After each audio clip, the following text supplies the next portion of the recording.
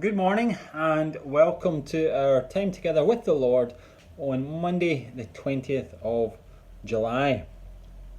Well, towards the end of last week, I read a very curious story about the actor Jim Carrey speaking of a time when he thought that he had only 10 minutes to live. You see, Carrey was in Hawaii in 2018 when the emergency missile alert broadcast was mistakenly activated. Now, I recall reading about this at the time, but what happened is that someone who was later fired, no surprise about that, anyhow, someone sent a text to all cell phones on the islands saying, "Take shelter from an incoming missile, this is not a drill." Now, Jim Carrey, who was being interviewed by Jimmy Fallon on The Tonight Show to promote his new book, spoke of this scare, saying, and I quote, "I didn't want to die in my car. I started going, okay, what can I do with this last moment of time?" He continued, "I just decided to go through a list of gratitudes. I just could not stop thinking of all the wonderful things that have happened to me and the blessings I've had. All I was planning to do was close my eyes and be thankful. It's been a good ride." Folks, I wonder, how would you, or how would I, react to being told the clock is ticking, the grains of sand are passing through the hourglass, there are only 10 minutes left?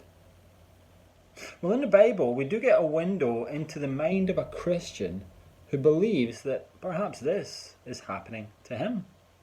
Yep, the Apostle Paul, as he looks ahead and anticipates his own death, writes a letter to the church at Philippi.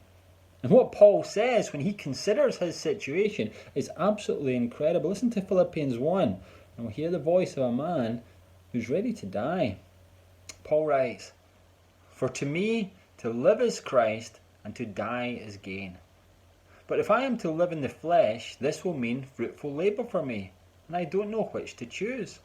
But I am hard pressed from both directions, having the desire to depart and be with Christ, that is very much better, yet to remain in the flesh is more necessary for your sake." Folks, here's the background to what we've just read. It's 61 AD, and the Apostle Paul is imprisoned in Rome, awaiting trial before Caesar. The charge, insurrection against the empire, is a capital offence. Paul is facing the real possibility that his life will be taken, that he'll be put to death. I mean, this is no theoretical exercise in philosophy for Paul. This is where the rubber meets the road. This is a time of serious soul searching. Paul knows that his future hangs in the balance. Will he be sentenced to death, or will he be released to live? William Hendrickson, the commentator, writes this. He says, "Death is gain because it brings more of Christ to Paul and more of Paul to Christ. The actual act of death in Paul's eyes would be no tragedy. He would graduate to glory, and if Paul would be asked to come back to earth, he would be shaking his head no, because he's in a far better place." But here's the thing. God had more work for Paul to do, and Paul knew it.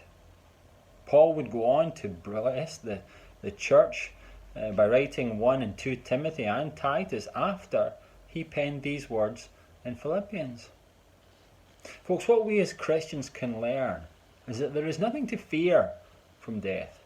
It is gain. We're going to be with the Lord. But to live is also gain.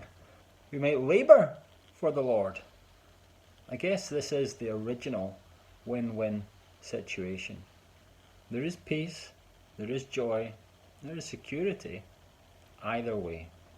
So today, appreciate all your blessings and give thanks to God.